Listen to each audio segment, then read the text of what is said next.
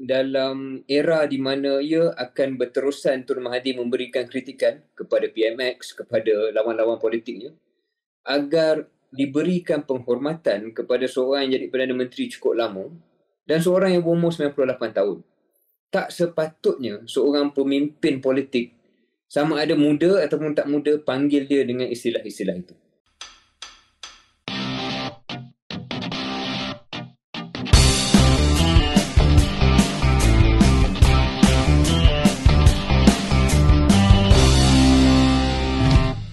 Assalamualaikum warahmatullahi wabarakatuh. Salam sejahtera. Selamat datang ke episod terbaru Keluar Sekejap, episod ke-66 sama dengan saya KJ. Saya Syaril Hamdan.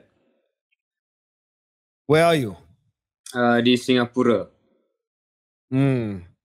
I see. Adakah urusan kerja ataupun urusan bersukaria?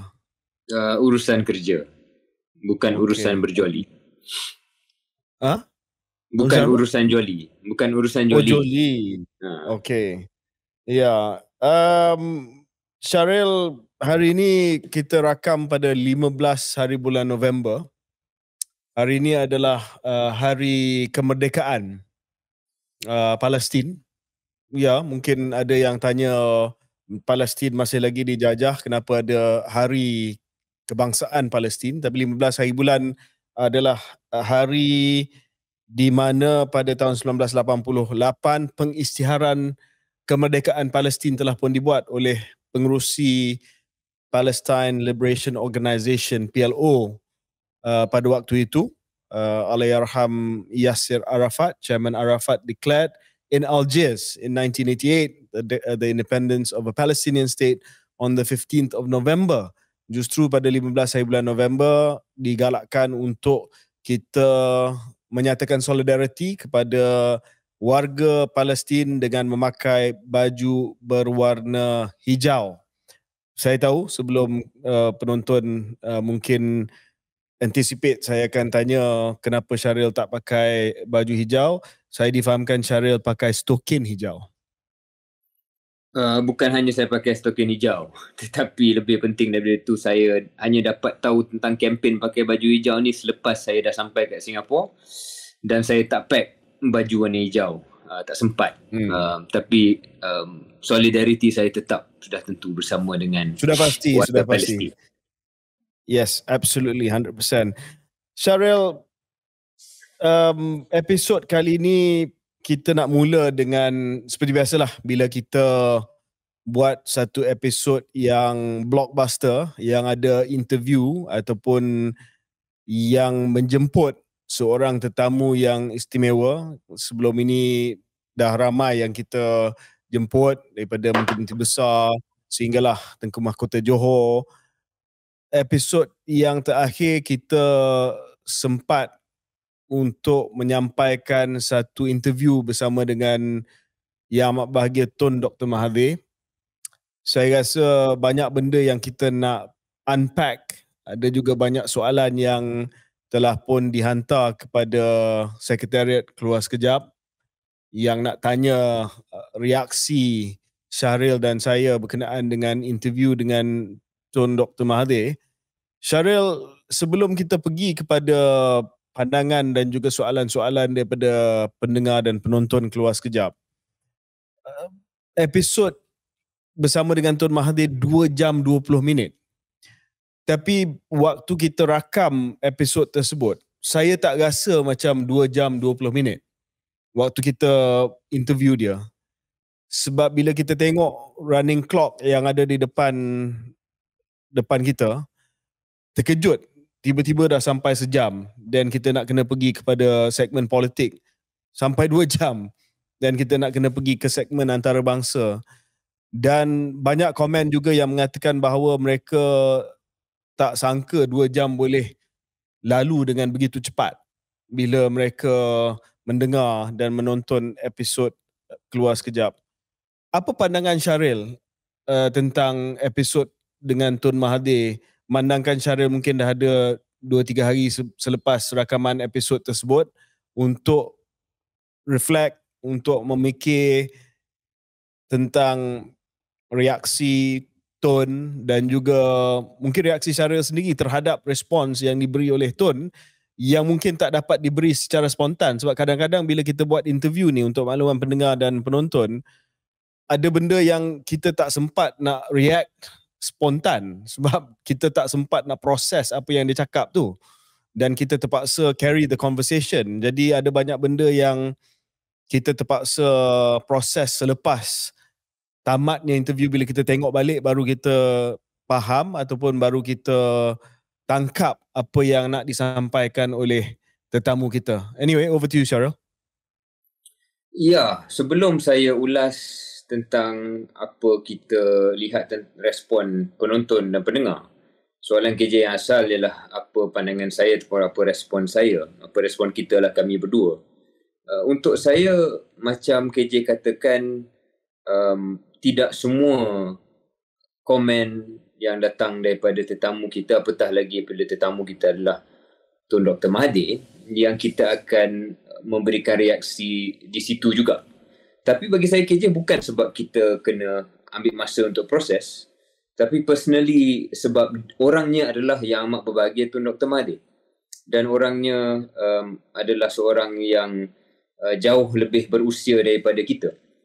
Jadi ada perkara-perkara tertentu yang kita reserve sikit lah. Kita reserve sikit. Dan kita tidak terus menerus menekan ataupun memberikan perspektif kalau perspektif kita berbeza daripada Tun. Itu sebab pertama.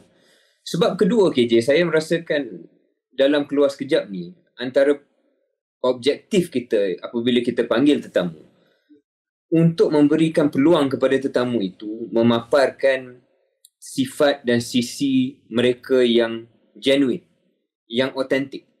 Bukan sangat untuk kita mempersoalkan, walaupun ya akan ada persoalan yang kita timbulkan, tetapi bila kita persoalkan, bila kita tanya, bila kita kritik sekalipun, tujuannya untuk kita buat di keluar sekejap ni adalah untuk memberi peluang kepada responden itu memaparkan sebenarnya apa yang dia percaya. Sama ada orang tu adalah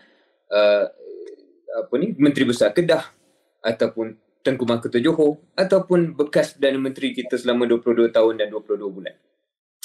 Jadi saya rasa itu yang pertama, dan mungkin itu long-winded cara saya untuk explain pada KJ bahawa I think it's no surprise to you. Nombor satu, banyak perkara yang beliau ceritakan yang kita mendengar dan kita ada benda kita setuju, ada benda yang memang mungkin kita punya perspektif berbeza. Dan itu saya rasa benda itu jelas dalam interview tersebut.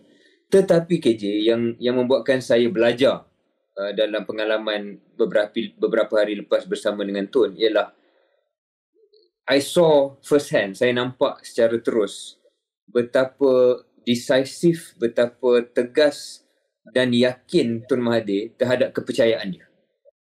Dan dalam zaman di mana ramai ahli politik kadang-kadang menukar pendirian mengikut keadaan semasa, mencari populariti, mencari headline, memastikan apa yang dia buat tu boleh menambah sokongan, bukan mengurangkan sokongan.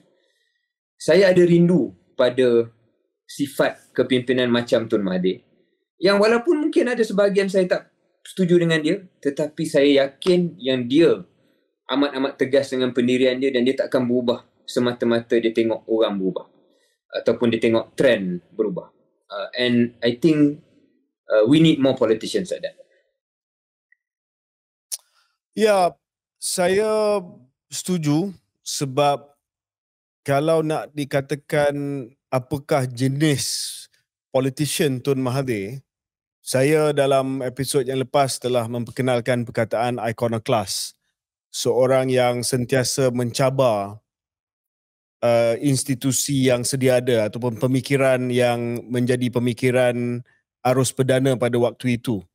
Dan iconoclast ni adalah orang yang tak puas hati dengan arus perdana dan dia sentiasa kena cabar dan kena cuba tukar the prevailing thinking of the time. Tetapi satu lagi yang saya tak sebut adalah jenis politician. Tun Mahathir adalah a politician of conviction. Maknanya dia seorang ahli politik yang mempunyai kesungguhan terhadap apa yang dia percaya. Dan dia bukan jenis yang suka untuk mengikut rentak semasa. Dia bukan politician yang performatif, yang membuat persembahan berdasarkan kepada isu semasa ataupun trend semasa. Walaupun dia politician of conviction, kadang-kadang conviction dia menyebabkan dia mengambil pendirian yang berbeza-beza. Macam Syaril menyoalkan dia lah. Kenapa kadang-kadang nampak macam contradict, nampak macam ada paradox. Sebab dia balik kepada tujuan asal dia. Apa yang dia nak bawa tu. Dia rasa matlamat menghalalkan cara. Apa matlamat dia? Dia sebut matlamat dia adalah untuk orang Melayu dan juga untuk Malaysia. Whatever it is, apa cara dia terpaksa kawan dengan A, B ataupun C demi kuasa untuk memajukan orang Melayu, dia akan buat benda tu. So that is a politician of conviction yang menyebabkan dia kadang-kadang terpaksa mengambil pendirian yang berbeza-beza untuk mencapai conviction dia. Would you agree, Syaril? I would agree that that is the complementary reading of his approach. Ataupun dalam bahasa Melayu, itu adalah tafsiran yang paling baik dan positif. Ada tafsiran yang lebih negatif, yang akan katakan dia bukan politician of conviction, tetapi dia Machiavellian. Saya selepas duduk dengan dia 2 jam, saya lebih dekat dengan tafsiran KJ. Again, mungkin ada perkara yang saya sedikit mungkin sebagai generasi yang muda merasakan perspektif dia lah yang datang daripada zaman tersebut, tapi saya sangat-sangat menghormati bahawa ketegasan dan conviction macam KJ katakan itu datang dari tempat yang saya rasa ikhlas lah. Saya rasa ikhlas. Dan mungkin sebelum saya jumpa dia duduk dengan 2 jam, saya tak boleh confident sangat cakap perkara tu. Lepas duduk 2 jam, saya tengok cara dia, he really believes what he said. And it comes from a good place. Ya. Saya ada terima banyak respon juga, Syaril, yang agak emotional. Bukan emotional dalam erti kata beremosi, tetapi emotional dalam erti kata ada yang menitis air mata, ada yang terpaksa introspek, melihat ke dalam diri mereka berkenaan dengan sejarah politik negara kita dan juga nasib bangsa, hubungan antara kaum dan sebagainya. Especially mungkin generasi saya lah, saya tak pasti generasi Syaril yang mungkin sedekat muda daripada saya, yang came of age, yang membesar zaman Tun Mahathir. Episod yang terakhir ni betul-betul satu time travel lah kepada generasi, at least generasi saya, kepada satu zaman di mana kita telah melalui waktu kita membesar dan waktu kita membentukkan pemikiran kita berkenaan dengan politik, berkenaan dengan society, masyarakat, berkenaan dengan negara. Jadi banyak yang agak, they felt very emotional because of the episode. Personally, untuk diri saya, Syaril, I don't know. Saya tak pasti, mungkin analogi ni tak berapa tepat, tapi it was like a Darth Vader moment, you know. Saya tak pasti saya dapat explain benda ni ke tidak, but you know, we've had this long history, Tun dengan saya, especially dengan Pak Lah dan sebagainya. And bukan ini kali pertama saya jumpa dia, saya pernah jumpa dia sebelum ni pun.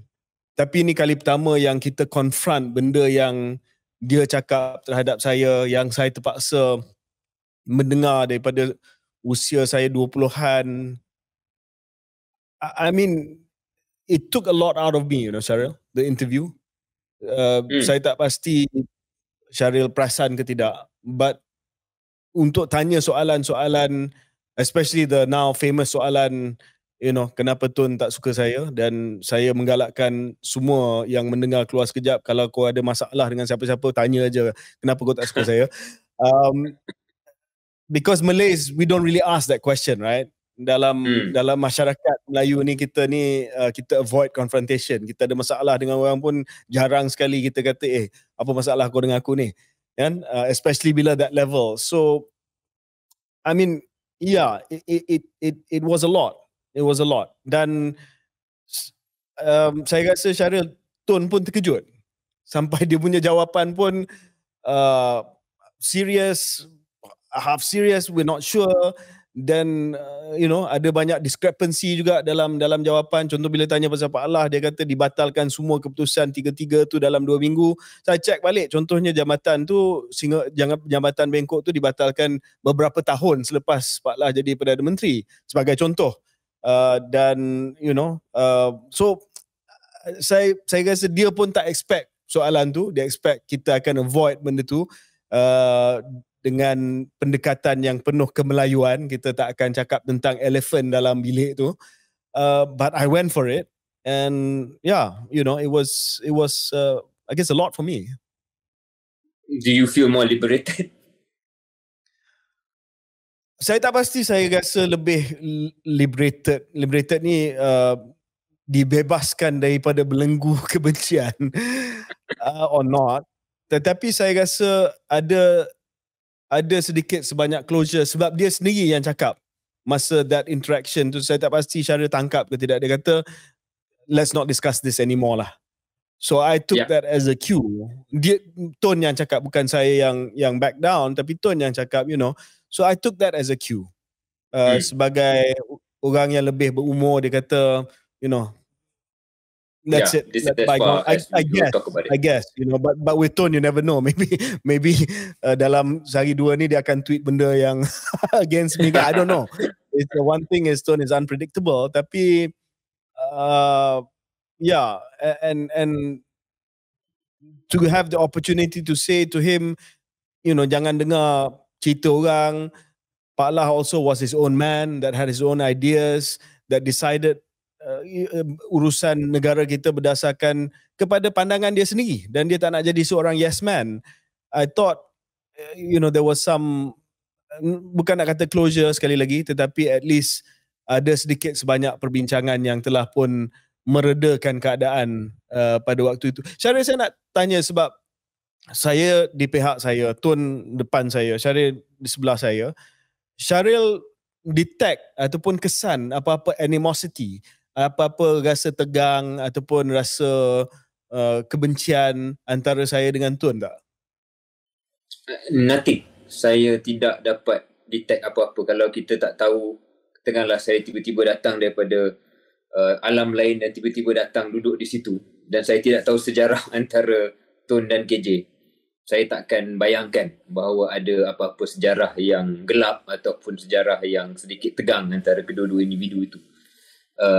Dan kalau saya boleh tambah KJ, and obviously we don't want this episode to be entirely about individual relationships, tapi saya tak tahu KJ tahu atau tidak, sewaktu saya kerja dengan KJ dulu dan dalam pasukan tim KJ, dalam pejabat, waktu KJ bertanding melawan Mukris dan juga Kriptoyo, ada satu joke ataupun jenaka dalam pejabat yang mengatakan bahawa sebenarnya orang yang paling mirip Tun Dr. Mahathir Mohamad dari segi cara pembawaan politiknya adalah KJ. Dan walaupun KJ time tu quote-unquote bergaduh dengan Tun Mahathir, tetapi sebenarnya KJ lebih dekat sifatnya dengan Tun Mahathir daripada apa yang KJ sedar ataupun apa yang KJ nak mengaku.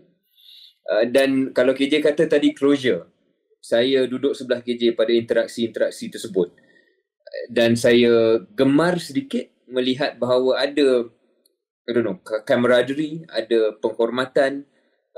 Ada KJ sendiri beberapa kali mengaku bahawa KJ mengambil Tun Mahathir sebagai inspirasi secara tak langsung.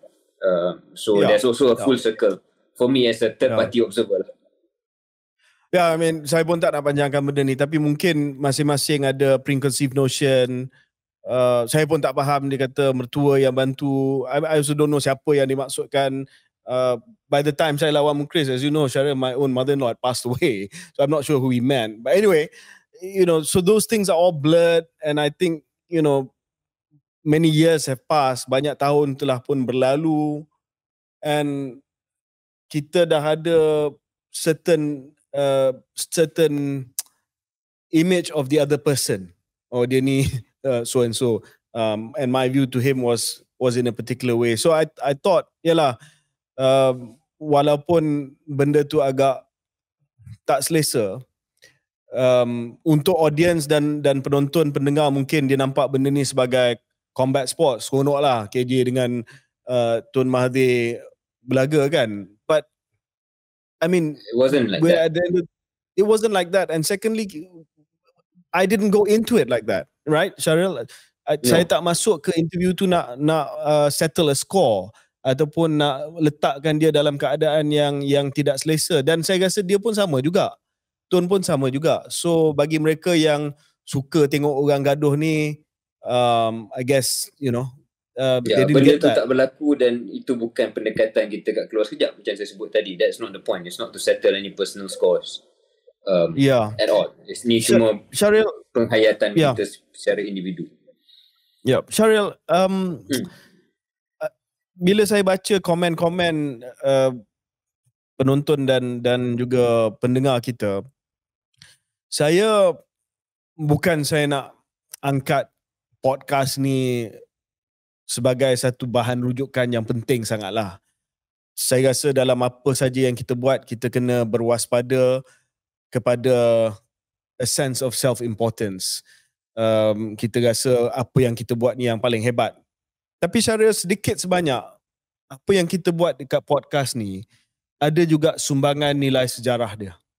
As you know, the Malay community in particular, antara masalah sejarah kita adalah written history kita. Sejarah bertulis tamadun Melayu ni sangat-sangat kurang. Okey, kita adalah sejarah Melayu, kita ada hikayat Hang Tuah dan sebagainya.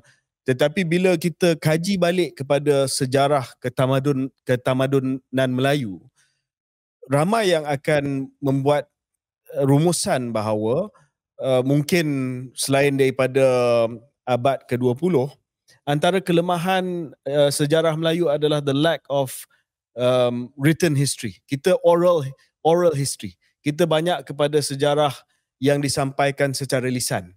Dan kadang-kadang sejarah yang disampaikan secara lisan itu terputus. Saya rasa we are doing a service to history, Syaril, because again, saya tak nak menaikkan rasa penting podcast ini sangat, tetapi macam interview dengan Tun Mahathir, saya rasa itu adalah bahan rujukan yang penting 20-30 tahun akan datang. Waktu tu ialah time has passed and we've gone by already, and orang boleh tengok sebab bukan semua benda ni dibukukan dan bukan semua akan baca. Budaya membaca kita masih lagi lemah. So kalau ada sedikit nilai sejarah, kita start benda ni sebab nak kurangkan jurang antara perbincangan politik dengan masyarakat, dengan rakyat.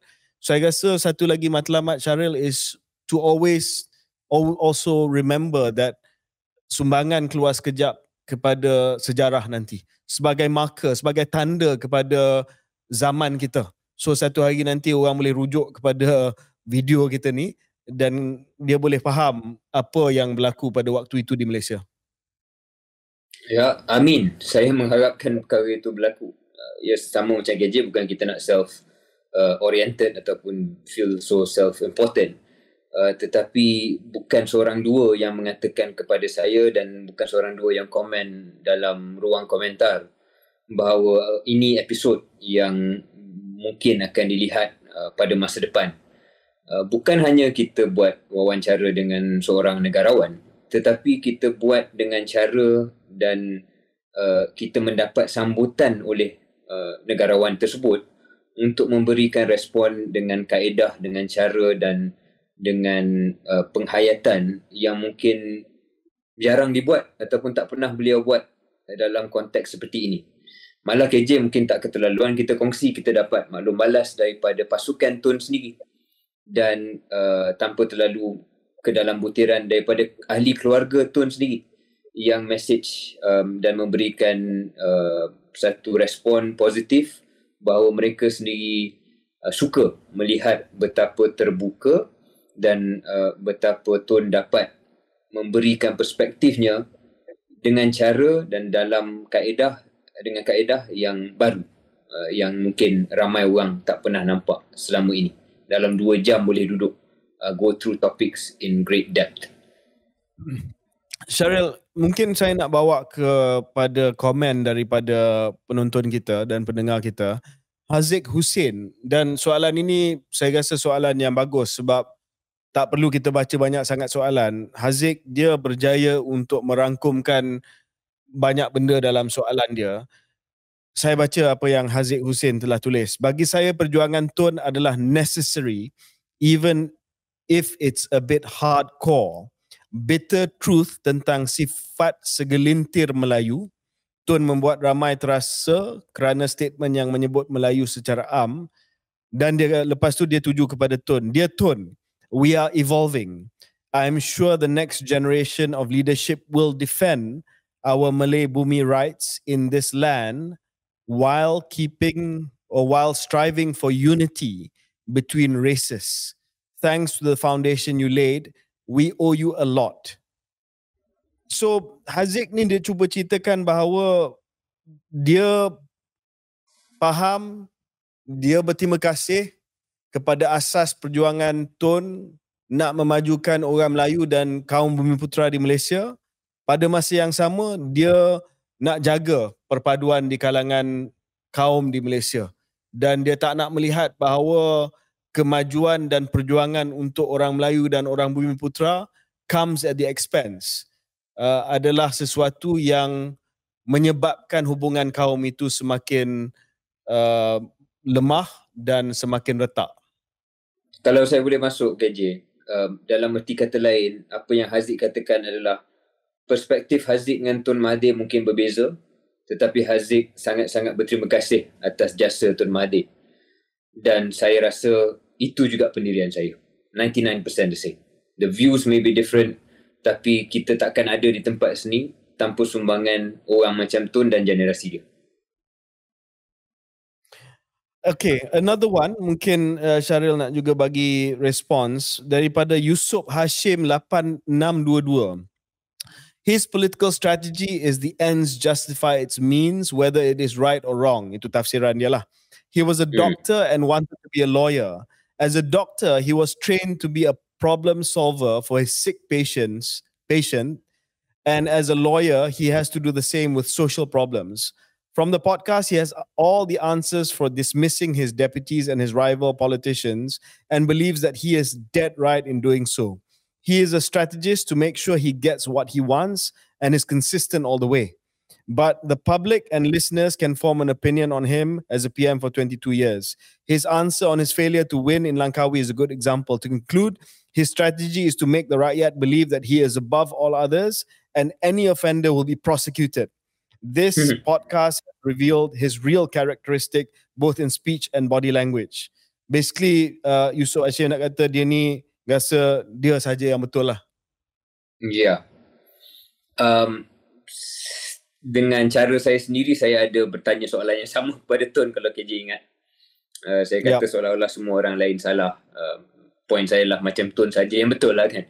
Dan saya rasa itu perspektif yang saya memang nak lontarkan pada beliau, bukan sebab saya sengaja nak sebut, tapi memang ramai orang di luar akan mahu kita nak mendengar apa respon Tun. Dan seperti mana komen yang KJ bacakan tadi, Tun is Tun lah. Dia tidak akan menerima kritikan itu kerana pada dia, macam KJ katakan, he's a politician of conviction and one of his conviction is that dia yang betul, and just because dia nampak macam orang lain semua salah, that's not his problem, because for him his view is the correct one.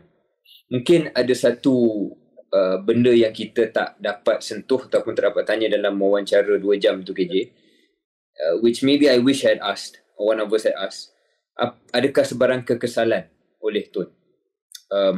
What are his regrets at 98 years old, menjadi pemimpin negara 2 kali dan banyak kali, aktif dalam politik berdekat-dekat di sepanjang hayat beliau? Apakah kekesalan terhadap diri dia sendiri yang mungkin kalau kita tanya boleh memberikan peluang untuk beliau jelaskan dan tonjolkan the humanity that I'm sure exists even in a self-confident politician and like Tun. Jadi mungkin itu satu peluang besok. Ya, go on. Adi Iskandar 5011. Okay, this one agak critical lah. Narrative tone dan dah tak sesuai buat 2023. Adakah ini bermaksud seorang kaum Cina Malaysia tidak berhak untuk memiliki tanah di Malaysia walaupun menyumbang kepada pembangunan negara? Adakah prerequisite utama ialah gaya hidup secara Melayu? Apakah talian seorang anak muda Cina atau India kepada negara China dan India? Adakah bermaksud Tun mahu perkataan bangsa Cina dihapuskan dan terma baru digunakan di Malaysia? Tun isn't making any sense with his ideas. Maybe in 1953 it does, but not in 2023. Maybe saya dulu Syaril. Saya rasa sebab itulah buat kali pertama saya rasa Tun dengan jelas mengatakan bahawa bangsa Malaysia itu adalah satu usaha ke arah asimilasi. Saya tak pernah dengar dia cakap begitu jelas sekali. Sebab sebelum ini saya nampak bangsa Malaysia, ada yang tanya kenapa kita tak tanya berkenaan dengan sekolah-sekolah, aliran sekolah. Sebab ada yang kata kenapa tak tanya Tun sewaktu jadi PM dengan kuasa yang besar, majoriti 23, dia tak mansuhkan sekolah-sekolah vernacular, sekolah jenis kebangsaan Cina, sekolah jenis kebangsaan Tamil dan sebagainya. Saya tak tanya sebab saya tahu jawapannya dan memang tertulis dalam buku. He acknowledged that it was a bit too late to do that. Sebab itu dia promote konsep sekolah wawasan di mana 3 sekolah yang berhampiran diklusterkan dalam satu compound menjadikan ia sebagai sekolah wawasan yang ada sekolah kebangsaan, sekolah Cina, sekolah India. That was what sekolah wawasan was. So, dan sekolah wawasan, konsep sekolah wawasan itu menjadi satu pendekatan polisi ke arah merealisasikan bangsa Malaysia. So di situ kita nampak bahawa the bangsa Malaysia originally was more integrationist, kan Syaril?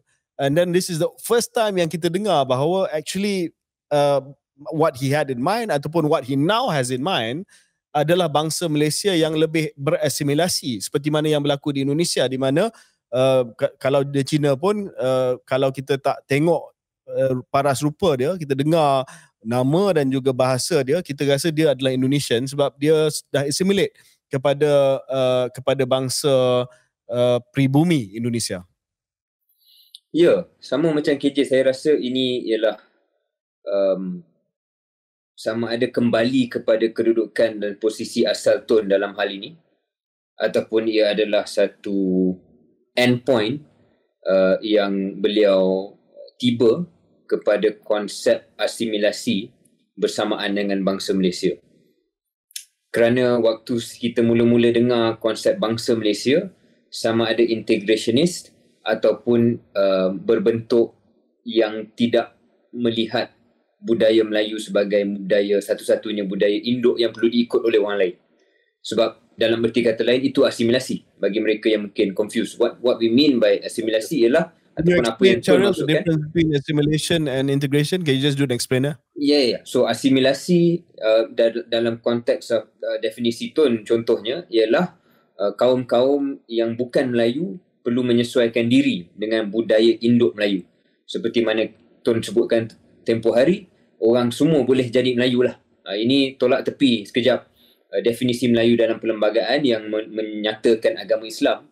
Tolak tepi yang tu sekejap, tapi konsepnya sebelum kemerdekaan barangkali ialah untuk semua orang yang duduk di Malaysia nak jadi warga negara Malaysia akan jadi Melayu kerana mengambil budaya Melayu. Konsep integrasi yang kita ada sekarang ialah kepelbagaian, di mana kita integrasi dan kita bekerjasama dengan budaya masing-masing, tetapi semuanya sumpah taat setia kepada negara Malaysia, bukan kepada negara asal. Tapi back to your point KJ, ialah sama. Saya rasa ini kali pertama bangsa Malaysia bersama dengan asimilasi yang saya dengar daripada Tun. Sebelum itu tidak seperti yang digambarkan secara jelas di sini. Di keluar sekejap dalam episod yang lepas. Okay. Anything else, Syaril? Ada apa-apa komen yang mungkin Syaril nak highlight 1-2 sebab saya rasa saya dah highlight 3 dah. Mungkin dari segi komen saya rasa banyak yang serupa dan KJ dah memberikan beberapa contoh yang berbeza nadanya. Ada yang suka kepada Tun, ada yang very critical, ada yang di tengah-tengah, ada yang appreciate Tun walaupun tak bersetuju. Mungkin komen akhir daripada saya ialah, selain pengisian yang saya harap penuh bermakna bagi pendengar dan penonton dalam episod lepas, kita juga jangan lupa memberi pengiktirafan kepada seorang yang berumur 98 tahun KJ, yang sepanjang wawancara itu, walaupun ada sekejap dia tekaknya mungkin sedikit kering dan KJ minta dia minum air, langsung tidak memaparkan apa-apa signal ataupun isyarat bahawa beliau terlalu letih, terlalu penat. Nampak sepanjang wawancara itu very engaged dan boleh menerangkan jawapannya dengan penuh logical, penuh tersusun, dan I think that's amazing. And saya sangat-sangat terkejut lah melihat the whole period he was all there, and I think that's I wish him all the best of health.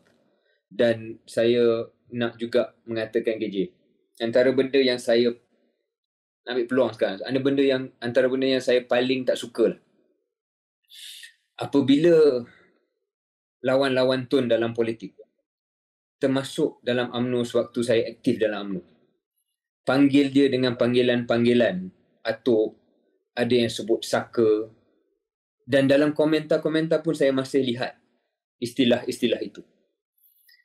Saya tak pernah guna istilah itu walaupun saya ada satu ketika menjadi naib ketua pemuda, jadi ketua penerangan, kena juga kritik Tun kan sebab dia lawan politik. Saya sebut ni bukan sebab saya nak bangga diri, tidak.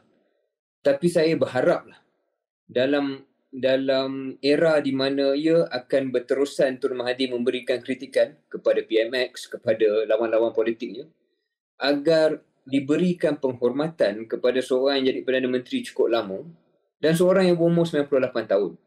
Tak sepatutnya seorang pemimpin politik, sama ada muda ataupun tak muda, panggil dia dengan istilah-istilah itu. Saya berani cakap kat sini sebab saya tak pernah guna istilah itu dan saya yakin KJ pun tak pernah guna istilah itu. Tapi sayangnya ada kawan-kawan kita dulu yang cakap dan terus guna istilah itu. I think stop it. He is the former Prime Minister, he's 98 years old. Give him some respect. Syaril, tak pasti Syaril masih lagi ingat ke tak, tapi saya telah menyampaikan, saya rasa mungkin 8 ataupun 9 ucapan dasar sebagai Ketua Pemuda UMNO Malaysia. Ada di kalangan ucapan-ucapan dasar tu yang Syaril telah menyumbang draft dan juga menjadi penulis ucapan tersebut. This is one year, I don't know if you remember, where I took on Tun Mahathir, tetapi saya telah memberi satu ucapan yang berdasarkan kepada falsafah politik, dan langsung kita tak personal, walaupun ada banyak benda yang Tun sendiri telah tuduh pada waktu itu, seperti mana yang kita dah bincang dengan beliau, tetapi that sense of respect, I think that walaupun kita seteru pada waktu itu, kita masih lagi hormat dia sebagai Perdana Menteri, bekas Perdana Menteri dan seorang negarawan. Dan saya setuju dengan apa yang Syaril kata, sebab yalah, saya pun ada baca komen dalam media sosial, terutama dia daripada pentaksub Satu Bani, yang saya rasa sangat-sangat kesat dan juga mengguna istilah diva AA, not his level lah kan. But anyway, I agree with you 100%. Syaril, just nak end perbincangan dan juga postmortem dengan Tun ni. Banyak komen juga telah pun bangkitkan isu-isu yang tak sempat kita tanya. Macam saya juga telah sebut pada penghujung interview tersebut, ada benda yang tak sempat kita tanya, contoh pindaan perlembagaan yang melibatkan Raja-Raja Melayu, hubungan Tun dengan Singapura, krisis kehakiman yang berlaku di bawah Tun pada tahun 1988 yang melibatkan Tun Saleh Abbas, pengampunan yang diberikan kepada Yang Amat Berhormat Datuk Seri Anwar sebagai PMX. saya rasa bukan kerana kita tak nak tanya, tapi kerana masa tak cukup. Saya rasa mudah untuk kita mencecah 3-4 jam sebab yalah, he was Prime Minister for such a long time dan beliau adalah seorang Perdana Menteri yang sangat consequential. Sebab tu saya nak sebut bahawa Tun telah bersetuju for a second part to this. Tapi saya dah bincang dengan Syaril, kita bagi masa sedikit lah. Ya, kita jangan terus go for a second part, dan kita pun telah maklumkan kepada pihak Tun bahawa we give it a few months dan insyaAllah kita akan kembali dengan part 2 with Tun Mahathir later. Okay, kita break seketika dan kembali selepas ini. Terima kasih.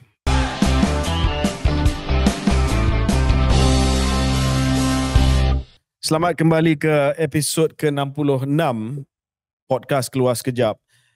Syaril, kita dah selesai bincang berkenaan dengan reflections on the Tun Mahathir interview. Saya nak beralih pula kepada isu antarabangsa, dan ini adalah sidang kemuncak tergempar OIC, Organisation of Islamic Conference, yang telah pun diadakan di Riyadh baru-baru ini berkenaan dengan genosid yang sedang berlaku di Gaza. Pertamanya, saya rasa penting untuk kita menggunakan istilah yang tepat. Kalau kita tengok penggunaan istilah daripada setengah agensi media barat, mereka masih lagi merujuk kepada the war in Gaza, seolah-olah ada perang antara Palestin dengan Israel. Saya rasa istilah yang tepat adalah genocide. This is not a war. This is not a conflict. It's a genocide, dan ini adalah ethnic cleansing. So let's use the proper term for it. Syaril, seperti mana yang kita dapat melihat, rumusan dan juga deklarasi yang dibuat oleh OIC dan kenyataan yang dikeluarkan oleh OIC boleh dikatakan sebagai kenyataan yang tidak sangat luar biasa lah. Mereka telah mengecam, mengutuk macam biasa. Mereka juga telah menuntut supaya Majlis Keselamatan Pertubuhan Bangsa-Bangsa Bersatu, the United Nations Security Council, membuat resolusi yang tegas dan mengikat supaya menghentikan pencerobohan dan juga genosid yang dibuat oleh Israel, rejim Zionis. Mereka juga minta supaya menggesa supaya tidak ada sokongan diberikan oleh kuasa-kuasa besar, terutamanya Amerika Syarikat, terhadap rejim Zionis, rejim Tel Aviv. Dan of course PMX telah minta supaya ada genjatan senjata yang dibuat secara segera, immediate ceasefire, dan Malaysia menyokong usaha untuk melihat kepada kewujudan negara Palestin yang merdeka, yang berdaulat berdasarkan kepada sempadan 1967, dan East Jerusalem sebagai ibu negara kepada negara berdaulat tersebut. Syaril, adakah Syaril mengharapkan sesuatu yang lebih drastik, sebagai contoh mengharapkan sekatan ekonomi, mengharapkan sekatan terhadap bekalan sumber asli seperti gas, minyak yang pernah dibuat, dan juga tindakan yang mungkin lebih agresif seperti mana yang diusulkan oleh, sebagai contoh, diusulkan oleh Iran, yang akhirnya tidak mencapai konsensus, dan pandangan daripada setengah pihak adalah bahawa tidak ada kata sepakat di kalangan negara-negara Islam, terutamanya di kalangan negara-negara Arab, dan juga pendirian yang dibuat oleh Ibrahim Raisi, iaitu Presiden Iran. Dan akhirnya sekali lagi kita berdepan dengan keadaan di mana dunia Islam tidak bersatu untuk menyatakan pendirian. Sedangkan bila dunia Islam itu bersatu, sebenarnya mereka mempunyai leverage ataupun mempunyai kuasa yang nyata yang boleh mengubah pendirian Amerika Syarikat sebagai contoh. And maybe Syaril, waktu Syaril menjawab, you want to also tell the listeners about this wonderful podcast that we've been listening to, the Thinking Muslim podcast, di mana pada satu episod terkini dikupas isu berkenaan dengan respon dunia Islam, terutamanya dunia ataupun negara-negara Timur Tengah terhadap apa yang sedang berlaku. Can we put it in the show notes as well so that people have access to that episode from the Thinking Muslim podcast? Syaril, over to you. Ya, definitely. Saya merasakan saya harap telah mengharapkan bahawa OIC dan sidang di Riyadh itu membawa kepada satu keberhasilan yang lebih hakiki, satu pelantindakan, siri tindakan yang benar-benar akan memberi tekanan kepada apa yang berlaku di Gaza. Bukannya satu kenyataan yang menjadi repeat kepada kenyataan-kenyataan yang dikeluarkan oleh negara-negara secara individu sekalipun sebelum ini. Jadi ada kekecewaan di situ. Tapi pada masa yang sama tidak terkejut.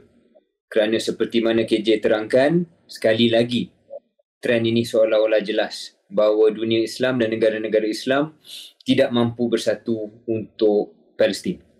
Tidak boleh sependapat untuk Palestin. Dan seperti yang dikupas oleh episod terkini The Thinking Muslim yang KJ rujuk tadi oleh Sami Hamdi, ada persaingan antara negara-negara Islam itu sendiri. Persaingan sudah tentu biasa berlaku antara mana-mana negara, antara mana-mana kaum, antara mana-mana perkumpulan. Tetapi sudah tentu kita mengharapkan apabila ada satu tragedi kemanusiaan, genosid yang berlaku, semua itu akan ditolak tepi untuk satu objektif yang lebih baik ataupun lebih murni. Tapi malangnya, real politik dan juga sifat negara-negara dan sifat-sifat kita sebagai individu dan kemanusiaan, at least mereka yang memimpin negara-negara tersebut tak mampu mencapai kepada ideal tersebut.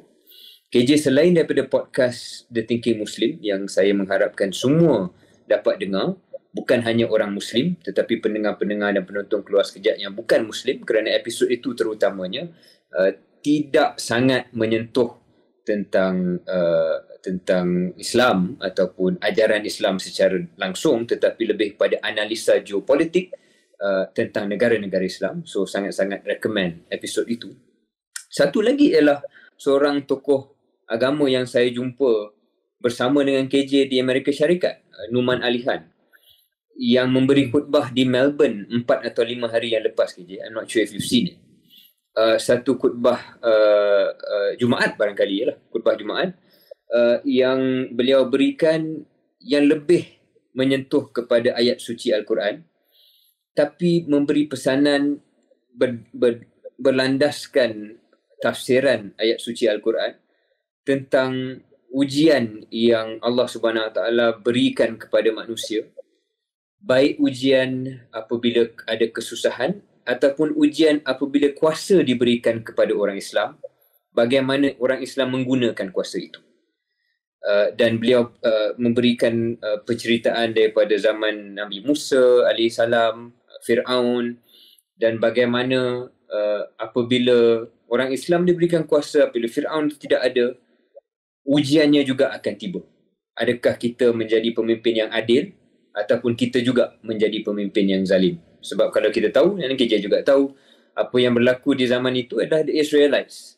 Kaum itu juga yang ditekan oleh ataupun dijadikan mangsa Fir'aun, dan mereka mendapat kuasa. Apa yang mereka buat dengan kuasa? Sama juga dengan orang Islam. Satu khutbah yang benar-benar memberi kesan kepada saya, dan saya rasa kita kongsi juga dalam show notes KJ. Syaril, balik kepada rujukan yang pertama, iaitu Sami Hamdi. Sami Hamdi ni adalah seorang komentar ataupun political commentator. Saya rasa dia ada sebuah political risk consulting company, dan dia banyak keluar di Al Jazeera dan sebagainya. Dia mempunyai pengetahuan yang luas tentang negara-negara Islam.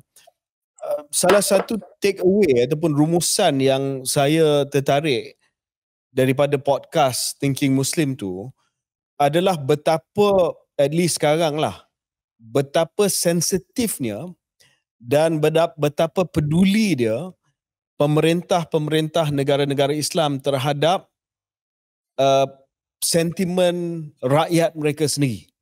Dan mereka sangat takut bahawa sekiranya dasar luar mereka berkenaan dengan genosid di Gaza ini tidak memenuhi kehendak sentimen rakyat mereka, mereka bukan hanya akan berdepan dengan tentangan daripada rakyat tetapi barangkali boleh hilang kuasa. Dan Sami Hamdi telah explain bagaimana walaupun kita yang tengok setiap hari gambar-gambar dan video-video kekejaman dan kezaliman Zionis di Gaza ni, rasa kita tidak ada kuasa, tetapi sebenarnya setiap benda yang kita suarakan biasanya dalam akaun media sosial kita telah menyumbang kepada satu gelombang pandangan rakyat dan pandangan umum di kalangan dunia Islam ini yang sebenarnya telah membawa kepada perubahan dasar di peringkat pemerintah Islam. Sebagai contoh, Erdogan. Sebagai contoh, Putera Muhammad bin Salman. Kalau kita tengok daripada respon awal mereka dan dibandingkan dengan respon sejak kebelakangan ini yang lebih pro-Palestin, sebenarnya datang mengikut Sami Hamdi dan saya setuju, daripada kebimbangan mereka bahawa pendirian mereka lari jauh daripada sentimen orang biasa di negara mereka sendiri. Satu pemerhatian tepat daripada Sami Hamdi yang dikupas oleh KJ tadi. Dan ia memberi semangat dan motivasi, saya harap, kepada semua. Untuk walaupun kita share, walaupun kita retweet, walaupun kita letak dalam mana-mana akaun media sosial kita rasa benda itu tak memberi kesan. Terbukti ia boleh memberi kesan walaupun belum sampai ke tahap yang kita mahukan, iaitu ceasefire, gencatan senjata dan selamatkan nyawa mereka yang masih di Gaza dan berhenti ethnic cleansing dan berhenti percubaan untuk Nakba kedua, halau mereka keluar kepada Mesir. Tetapi ada perubahan dasar yang real, yang nyata daripada contoh-contoh yang KJ sentuh tadi. Saya rasa bahawa perubahan dasar ini akan melangkaui genosid di Gaza. Sebab satu lagi penelitian daripada Sami Hamdi adalah ini adalah adjustment. Erdogan, bin Salman, pemerintah di UAE dan sebagainya, dia adjust seketika saja supaya pendirian mereka tidak jauh lari daripada pendirian rakyat mereka, tetapi mungkin mereka akan adjust balik selepas genosid ini reda untuk memulakan proses normalisasi ataupun proses untuk mengiktiraf Israel, proses ke arah mendalamkan lagi kerjasama yang bermula pada perjanjian Abraham ataupun Abraham Accords. Ataupun Syahrir rasa bahawa ini telah membuka mata generasi baru di negara-negara tersebut, termasuk di Malaysia, bahawa we can never go back to a place where we even talk about normalization with Tel Aviv. Saya rasa dah sesuatu yang telah berlaku dalam sebulan setengah, 2 bulan ini, sebulan setengah ini, yang seperti Sami Hamdi katakan, tidak boleh kembali kepada zaman sebelum ini ataupun era sebelum ini ataupun waktu sebelum ini, kerana media sosial memberikan gambaran yang cukup jelas tentang kekejaman yang berlaku setiap saat di situ, yang selepas gencatan senjata nanti insya-Allah sampai, tak semestinya ataupun tak boleh kita kembali kepada era pra apa yang berlaku sekarang ini. Sesuatu telah berubah dalam hati dan jiwa generasi baru yang melihat kekejaman. Saya optimistik ia berlaku bukan hanya dalam jiwa orang Islam, tetapi yang non-Muslim yang melihat secara objektif dan adil pun. KJ, saya tak suka gunakan reference ataupun rujukan anekdotal kerana ia kebetulan kita dengar. Tapi on the way here, dalam kapal terbang ke sini, saya bukan jenis pasang telinga tapi terpasang telinga ada seorang rakyat, saya rasa Australia, kerana pelatnya Australia, sedang bercakap dengan seorang lagi penumpang dalam pesawat, yang ayat dia, yang betul-betul ayat dia kata begini, I used to think Israel were the victims. Now I realise Palestinians are the ones that suffer. Saya terdengar ayat tu, saya kata alangkah baiknya andai kata itu adalah realiti bagi ramai orang, tak kira Islam ataupun bukan Islam. Yang apa berlaku dalam beberapa minggu kesudahan ini memberikan gambaran sebenar kepada mereka dan mengejutkan mereka tentang realiti yang berlaku. Maka apabila gencatan nanti insya-Allah tiba, saya harap tekanan yang diberikan kepada pemimpin-pemimpin negara-negara seluruh dunia termasuk negara-negara Islam akan juga memberi tekanan supaya apa saja perancangan mereka yang tidak membabitkan keadilan buat rakyat Palestin tidak akan berjaya. Cara sebelum kita tamatkan segmen ini, saya rasa tak lengkap kalau kita tidak membincangkan peranan yang dimainkan oleh Perdana Menteri kita, Perdana Menteri Malaysia di OIC. Datuk Seri Anwar telah menyampaikan kenyataan negara, country statement, yang of course mendesak supaya ada genjatan senjata serta-merta dan untuk percepatkan bantuan kemanusiaan untuk penduduk di Gaza. Datuk Seri Anwar juga telah minta supaya this politics of dispossession ini dihentikan dan juga satu penyelesaian tuntas kepada isu Palestin disokong dengan segera, dan beliau telah mendesak supaya institusi antarabangsa siasat dan juga prosecute segala jenayah perang dan juga apa saja yang melanggar undang-undang antarabangsa. Kalau kita lihat dari sudut objektif, kenyataan ini memadai, kenyataan yang cukup. Saya rasa kenyataan yang acceptable. I mean, nothing wrong dengan kenyataan tersebut. Tetapi berbalik kepada segmen pertama episod Keluar Sekejap kali ini, do you think Mahathir Mohamad would have gone to Riyadh and given the same speech? Or do you think Mahathir Mohamad would have gone there guns blazing and say, look, we have to turn off the taps, we have to do something drastic, this is just ridiculous that we are sitting around saying you have to stop this genocide and do nothing more about it? Yang kedua tu. Saya rasa Tun Mahathir kalau dia masih Perdana Menteri dan terutamanya PM keempat time tu, dan kalau perkara ni berlaku, tragedi ni berlaku zaman beliau, saya rasa dia akan beri tekanan yang lebih direct, yang jelas, dan dia akan minta untuk sekatan minyak, dia akan minta untuk langkah-langkah yang lebih konkret yang dia sebut sendiri dalam episod kita. Saya rasa dia akan buat perkara itu. Saya tahu benda ni idea yang tak masuk akal lah, tetapi I'm just going to say it anyway. You know what would have been completely out of the box untuk menandakan keyakinan diri dia terhadap keyakinan diri terhadap diri sendiri, dan juga untuk meletakkan Malaysia di peta dunia dalam hal ini. And again, it's a ridiculous suggestion in practice, but it would have been out of the box. Was for Anwar Ibrahim to have appointed Mahathir as minister mentor and send him to Riyadh to represent Malaysia. Then, but that was never going to happen. Of course, it would never happen. But I thought, imagine that.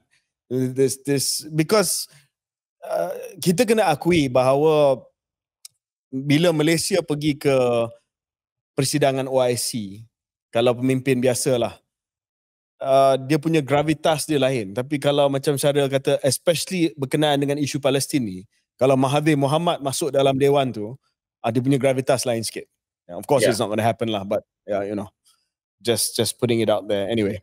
Before you close this part, KJ, sebelum kita beralih ke mungkin topik lain, satu lagi perkongsian tentang Tun Mahathir yang saya nak luahkan di sini.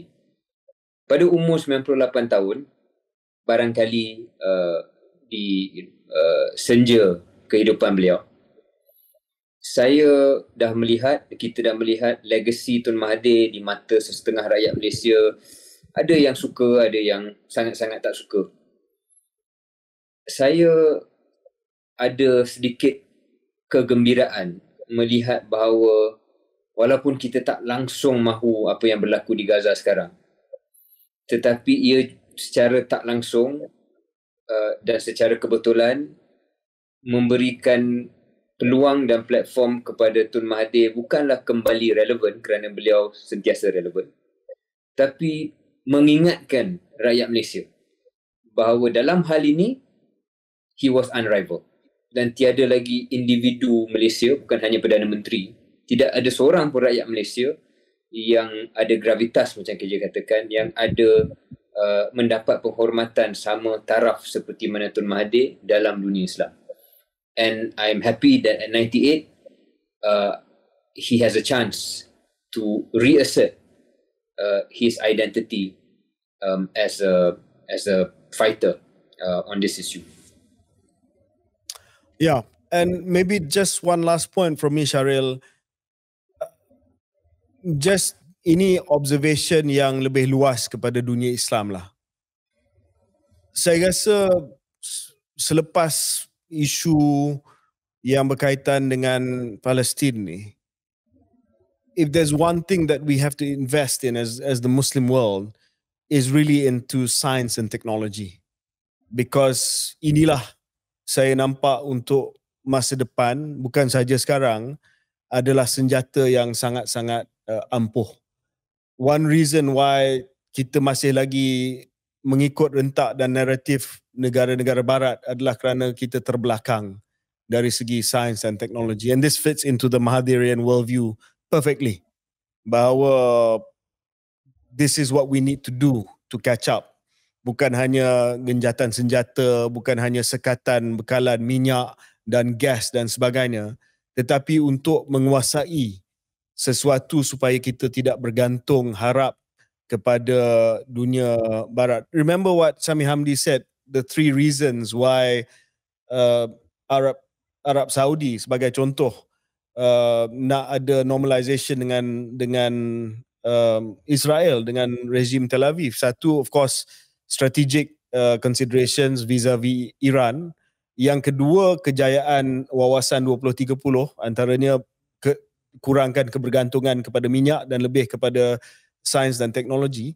Dan yang ketiga, this is what Sami Hamdi said, nuclear technology. That they wanted nuclear technology. So it comes back to a lot of about knowledge and science and technology. Apa KJ kata betul, and I know this might sound very un-Syariah-like and un-KJ like, tapi also satu benda yang basic thing is I mean, go back to scripture lah. If you're a Muslim leader, you should kind of know what is right and wrong. And when your brothers are being slaughtered, and you worry about, short-term economic prosperity, there's something wrong. That's all I want to say.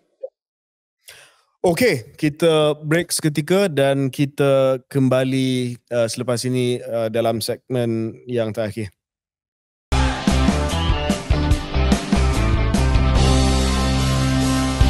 Alright, selamat kembali ke podcast Keluar Sekejap. Ada 1-2 perkara lagi yang kita nak bincang secara ringkas sebelum kita wrap up episod kali ini. Syaril, saya tak pasti Syaril ada sempat baca ke tidak satu liputan daripada Bloomberg yang keluar pada hari ini, kalau tak silap saya. Benda yang bukanlah baru, tetapi apa yang baru adalah usaha negara ini untuk membawa perancangan ini ke pentas antarabangsa. Apa yang saya maksudkan ini adalah perancangan daripada negara Thailand yang bernilai 28 bilion dolar Amerika Syarikat untuk membina sebuah jambatan darat yang boleh bypass Selat Melaka. Jadi saya nak explain sikit tentang perancangan ini. Perancangan ini adalah satu perancangan dan perancangan ini sebenarnya dah lama dibincang. Sebab kalau kita tengok laluan perairan yang diguna oleh sebahagian besar daripada kapal-kapal yang nak membawa kargo daripada barat ke timur dan timur ke barat, mestilah melalui Selat Melaka. Kalau tak silap saya 60% daripada kargo maritim melalui Selat Melaka, dan saya rasa lebih daripada 150 kapal setiap hari akan melalui Selat Melaka. Ini membawa produk-produk yang dieksport oleh gergasi ekspor China ke barat dan membawa segala keperluan sumber asli China, sebagai contoh minyak dan sebagainya, daripada Timur Tengah pergi ke China. Jadi ini laluan yang sangat-sangat strategik. Sebenarnya Malaysia dan juga negara-negara jiran kita seperti Indonesia dan Singapura adalah custodian, penjaga kepada perairan yang antara perairan yang paling bernilai dalam dunia, iaitu Selat Melaka. Dah berpuluhan tahun ada cadangan yang keluar daripada Thailand yang mahu supaya Selat Melaka ni dia tak payah lalulah. Dia boleh jimat masa dan dia boleh jimat kos sekiranya ada laluan di Thailand. Jadi mula-mula dia nak buat terusan, saya rasa. Dia nak buat dia nak buat kanal. Kanal ya, terusan. Dia nak buat kanal, dia nak buat tebusan. Terusan Suez. Lain topik tu tebusan tu. Terusan, dia nak buat terusan. So pada asalnya dia nak buat terusan. Terusan ni maksudnya dia potong tanah. Dia potong tanah. Dalam dunia ini ada dua terusan yang signifikan. Syaril, put you on the spot. Can you educate ataupun can you share as an explainer with our listeners, what are the two important canals in the world? Satu ialah terusan Suez, yang selalu menjadi dipanggil apapun east of Suez. I don't know if you've heard that. I'm sure you've heard that before. Iaitu satu terusan yang memudahkan laluan. Satu lagi yang mana KJ? Remind me. So east of Suez, so for example, Syaril is the best leg spinner east of the Suez, which I'm not sure because Pakistan and India, they're east of Suez. Anyway, yes, you're right, Suez Canal. Sebab kalau tidak melalui terusan Suez, kapal kena circumnavigate around Africa. They have to go south of South Africa and basically go around. Will take a lot of days. The other one, of course, is the Panama Canal. Terusan Panama. Supaya kapal-kapal tidak perlu melalui selatan Amerika Selatan dan mereka boleh terus cut through. Memang the other one yang nak dibuat adalah kanal, terusan di Kra. Kra ini adalah kawasan di selatan Thailand yang merupakan kawasan darat Thailand yang paling narrow, supaya mereka nak buat kanal di situ. Tapi sampai hari ini tak jadi perancangan tersebut. Sebab satu, kos dia tinggi, dan yang kedua, kerisauan berkenaan dengan kesan kepada alam sekitar. Jadi the canal at the Isthmus of Kra never materialized. Tetapi sekarang Perdana Menteri Thailand Srettha Thavisin telah pun pergi ke San Francisco sempena dengan persidangan APEC, Asia Pacific Economic Cooperation, di mana Perdana Menteri kita pun ada, dan juga negara-negara Asia Pacific atau perantau Asia Pasifik akan mengadakan persidangan bersama dengan Presiden Joe Biden. Perdana Menteri Srettha Thailand telah menyatakan kepada pelabur-pelabur di San Francisco bahawa perancangan ini nak diteruskan, tetapi bukan satu terusan, tetapi satu jambatan darat. Maksudnya dia akan buat pelabuhan di belah barat, iaitu Lautan Andaman. Dia akan ada network of highways dan juga mungkin rail yang akan bawa kargo tu daripada pelabuhan yang ada di Lautan Andaman ke pelabuhan yang akan dibina di Teluk Tai di bahagian timur Thailand. Dan dikatakan bahawa dengan adanya land bridge tersebut, ia akan menjimat masa sebanyak 4 hari dan juga mengurangkan kos pengangkutan kapal yang terpaksa lalu Malaysia, terpaksa pergi ke Port Klang, Tanjung Pelapas ataupun pelabuhan Keppel di Singapura, dia boleh terus ambil land bridge dan dia boleh jimat masa. Syaril, ini adalah satu move yang besar daripada Serita. Dia tahu yang dia pergi ke APEC, dia tak boleh datang tangan kosong. Dia pergi dengan satu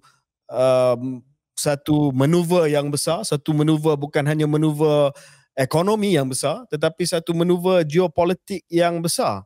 Sebab dia juga telah memaklumkan kepada pelabur-pelabur, kepada China dan Arab Saudi bahawa ini adalah sesuatu yang mereka perlu melabur untuk memudahkan pelaburan dan juga perdagangan antara dua negara. Sekarang dia pergi ke Amerika Syarikat pula dan dia kata ini dah dapat dah menaikkan minat daripada Arab Saudi dan China. Takkan Amerika Syarikat yang juga bimbang dengan masalah yang mungkin boleh berlaku di Selat Melaka, sebab Selat Melaka ni satu selat yang sangat narrow dan ada banyak isu berkenaan dengan dikatakanlah isu dulu piracy dah kurang, tapi masih lagi ada masalah dengan jerebu. Bila ada jerebu, ia akan melembabkan navigation di Selat Melaka, dan juga ini adalah satu hedge jika apa-apa berlaku di Selat Melaka, dia ada insurance, iaitu Land Bridge Thailand. What are your thoughts, Syaril, about this move by Prime Minister Serita? Sangat-sangat ambitious, sangat-sangat beraspirasi, dan saya menunggu melihat respon daripada Amerika Syarikat misalnya, kerana kita tahu mereka walaupun sekarang ni sibuk dengan situasi di Ukraine dan sibuk menyokong sekutu mereka Israel, tapi masih lagi berminat barangkali dengan situasi geopolitik di rantau kita, dengan persaingan kuasa besar bersama dengan China. Tetapi saya rasa walaupun begitu, ada persoalan-persoalan tertentu yang perlu dilontarkan. Saya sempat baca artikel yang KJ rujuk itu. Dia kata 28 bilion US dollar. Dia kata boleh mengurangkan juga bukan hanya risiko, tapi mengurangkan tempoh sesuatu kargo itu sebanyak 4 hari. Tak perlu melalui Selat Melaka, tak perlu melalui Singapura macam KJ sebutkan. Tetapi juga boleh menyelamatkan kos, mengurangkan kos banyak 15%. Jadi di situ ada sedikit persoalan lah, bagaimana sebegitu banyak boleh dijimatkan melalui land bridge ini. So itu butiran-butiran itu belum lagi dikongsi dan saya berminat untuk membaca dengan lebih mendalam. Kalau perkara ini berlaku dalam satu ketika masa depan, ia sangat-sangat memberi kesan, saya kira, kepada pelabuhan-pelabuhan kita lah dan pelabuhan Singapura di sini. Kerana saya boleh bayangkan begitu banyak kargo yang akan memilih ataupun akan melalui terusan itu. Land bridge tersebut, bukan terusan lagi tapi land bridge itu. Kalau option itu diberikan satu realiti yang boleh menguntungkan dari segi komersial.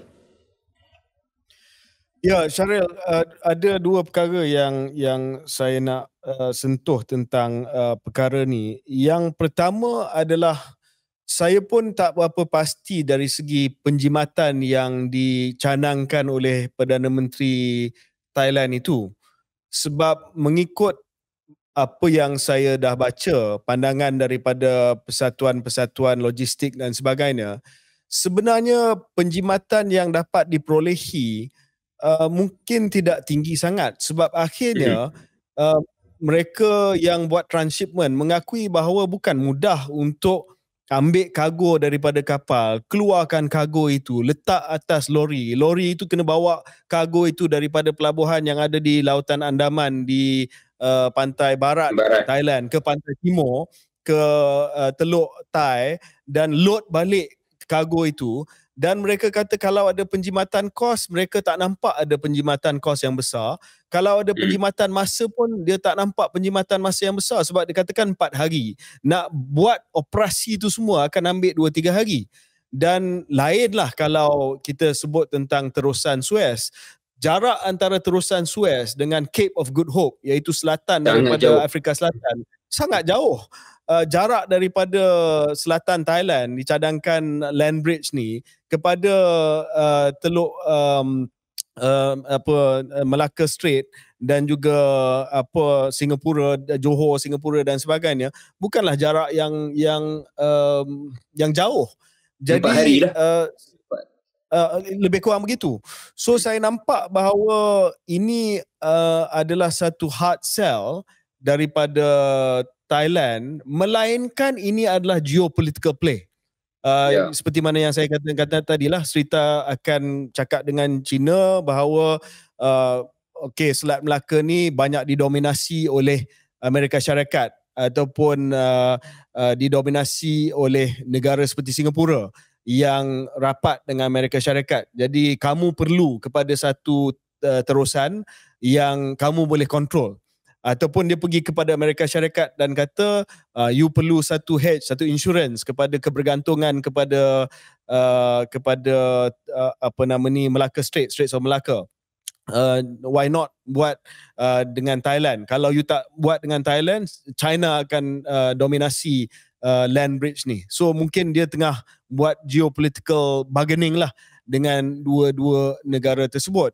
So kalau itu tujuan dia dan bukan sangat kepada feasibility, sebab banyak feasibility dah dibuat berkenaan dengan isu ini dan didapati bahawa memang tak feasible, tetapi lebih kepada satu geopolitical play, kita jangan pandang ringan kepada usaha ini.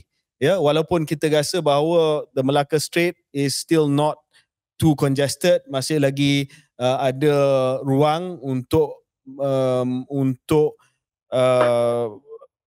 menjadi laluan kepada volume kapal yang sedang menggunakan Straits of Malacca, dan juga walaupun ada peningkatan volume, tetapi kita tak boleh ambil mudah perancangan ini, sebab saya nampak ini adalah macam Syaril katalah satu cadangan yang ambitious yang mungkin kita perlu berwaspada kepada cadangan tersebut. Ya, kita akan pantau. Ya. Okey, Syaril, ada satu lagi yang saya nak sentuh ini secara sepintas lalulah berkenaan dengan GEG ni, sebab ialah jadi polemik dan saya cuma nak memberi respons kepada berita yang keluar bahawa kononnya peruntukan GEG dikeluarkan daripada Undang-Undang Kawalan Merokok sebab Peguam Negara sekarang ni kata bahawa peruntukan itu melanggar perlembagaan, unconstitutional. Saya tak nak panjangkan cerita ni, kita boleh mengupas dalam episod yang akan datang. The only thing I want to say, Syaril, is macam mana waktu saya bawa rang undang-undang yang sama, kita dah buat pindaan kepada kebimbangan yang dibangkitkan pada waktu itu. Ada yang kata draconian dan sebagainya. So kita dah amend benda tu. Tapi soal peruntukan itu masih lagi sama. Sama seperti mana yang saya bentangkan dan sama seperti mana yang dibentangkan oleh menteri pada waktu ini. Tiba-tiba jadi unconstitutional. Waktu saya bawa, AG's Chamber ataupun Jabatan Peguam Negara tak cakap bahawa benda ni unconstitutional. Tiba-tiba dia unconstitutional. So saya tak pasti di mana konsistensi daripada Peguam Negara sebagai penasihat undang-undang kepada kerajaan. Dan kita telah pun kaji benda ni, dapat pandangan daripada pakar-pakar ataupun pakar undang-undang, dan mereka kata bahawa as long as there's no discrimination within certain designated class of people. Jadi mereka yang lahir selepas 2007 ni one class of people, dan di kalangan kumpulan tersebut there's equality under the law. It's not unconstitutional. So anyway, that's what I wanted to say. Sebab itulah saya berpendapat bahawa kalau sekiranya Jemaah Menteri menggunakan alasan bahawa ini adalah sesuatu yang melanggar perlembagaan, ini tidaklah satu pendirian yang saya rasa ada asas dari segi undang-undang, tetapi lebih kepada keputusan dan tekanan politik yang menyebabkan ini menjadi alasan dia.